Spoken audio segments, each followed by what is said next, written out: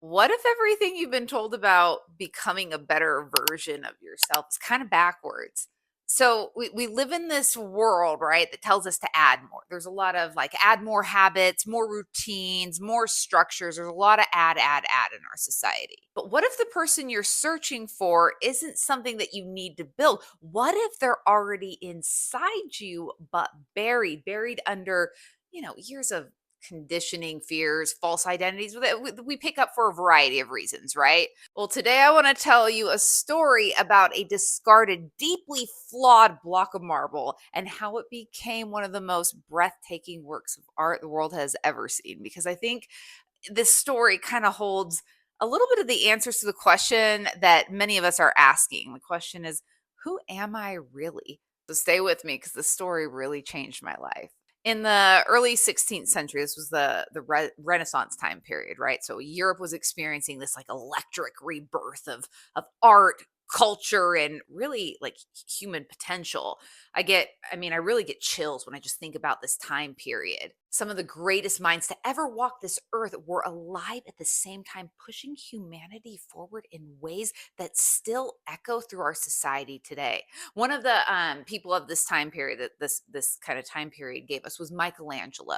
And Michelangelo was commissioned to create a statue of David, the biblical hero who defeated the giant Goliath, right? But when it came time to choose his marble, Michelangelo did something that made no sense to anyone around him. He chose a block of marble that had been completely abandoned by other sculptors. It had all these flaws and imperfections. Every other artist had looked at this piece of marble and walked away, but Michelangelo chose it anyway because his approach was unlike anyone else's. He didn't start with a design and add material to match it. He believed that the form of David was already present inside the marble. And his only job was to remove everything that wasn't David. So Michelangelo worked tirelessly. He was chiseling and carving and obsessing over every curve and muscle, every line of tension. It was grueling work, but Michelangelo had a vision. He could see David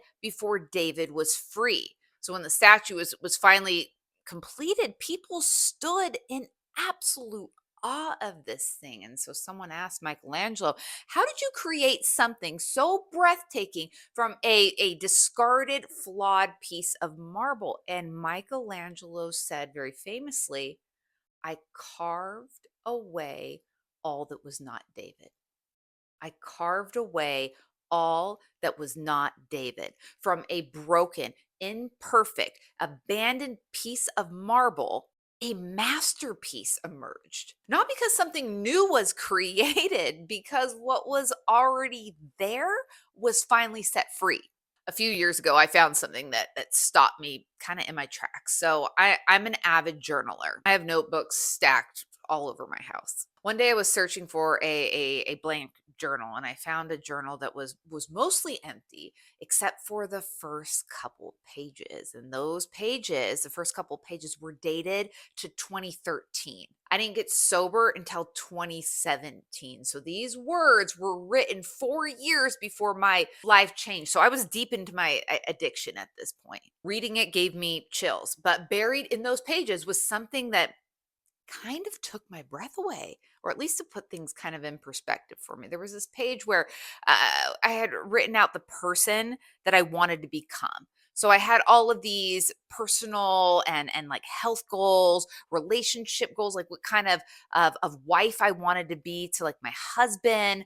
There was a whole vision of a woman I could barely imagine existing at that time because when you're in the grip of addiction, these types of personal goals, health goals, relationship goals are almost inconceivable in certain states. So addiction really breaks that the body, the spirit, and the relationship. So these were hefty goals for someone at me at the time. The woman I was describing felt like a complete stranger to who I was in that moment. So it was a far reach from the person I was at that time, but something in me in 2013 could see her, could see this vision. Something had me write this version of me down, like reaching for her, right? As if she already existed. I was just trying to find my way to her. Looking back now, I understand exactly what was happening. That journal wasn't me trying to create a new person. It was me trying to uncover the person who had always been there, buried under years of pain and conditioning and layers that I didn't even know I was wearing. I was doing exactly what Michelangelo did. I was carving away everything that was not Erica. This is the crux of the work I do, and it's not easy. Michelangelo's process was grueling as well. So is ours. But here's what I learned: the work of becoming who you truly are is not about addition, it's about revelation. As we move through life, we collect layers. It's just natural. It's what we do here. Everybody does it. We have conditioning from childhood. We have fears we adopted to stay safe. If it wasn't one thing, it'd be another. We have identities we put on to belong or to be loved, to survive. And over time, we drift so far from ourselves that we can lose our frame of reference entirely.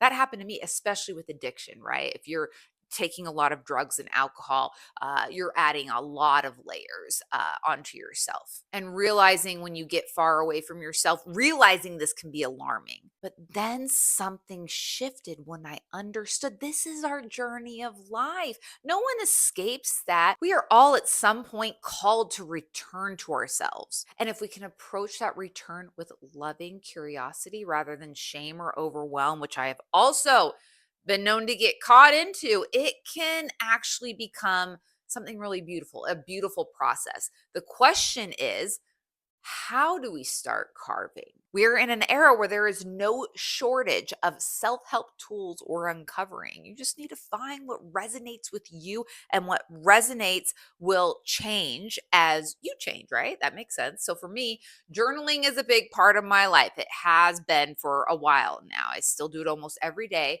There's something to me about putting pen to paper that surfaces things I didn't even know they were in me. It allows me to track patterns and see how far I've come. But if writing isn't your thing, that's fine. Choose something else. The other thing that helped me enormously, especially in my first couple years of sobriety, was seeking certain outside help. So it can be like counseling. A good counselor doesn't tell you who to be. They hand you the tools to discover that yourself. So it can be very helpful. My counselor was such a good mirror for me, and she gave me some amazing tools for my toolbox that I still use today. But I guess here's what I really want you to hear. So you don't have to have it all figured out before you begin. You just have to begin. Start doing something, because the version of you that can sense but can't quite reach, the one who feels just slightly out of grasp, they are not somewhere out in the future that waiting to be created. They're already in you, and they are reaching back towards you just as much as you are reaching towards them. I know this to be true through my direct experience. Michelangelo didn't create David. He just removed everything that was hiding David. That's the work. Not adding more, not reinventing yourself from the ground up, just getting honest about what's been layered over you, the fears, the conditioning, the identities that were never really yours to begin with, and starting to chip away at that. It's a slow process. We all have to do it. It's uncomfortable, but so was Michelangelo's process. And look what emerged. I found a journal entry from 2013 describing a woman I couldn't imagine being at that time, and I am her now. Not because I built her from nothing, but because I kept carving until she had room to emerge. That's available to all of us. So start carving. Have a good week.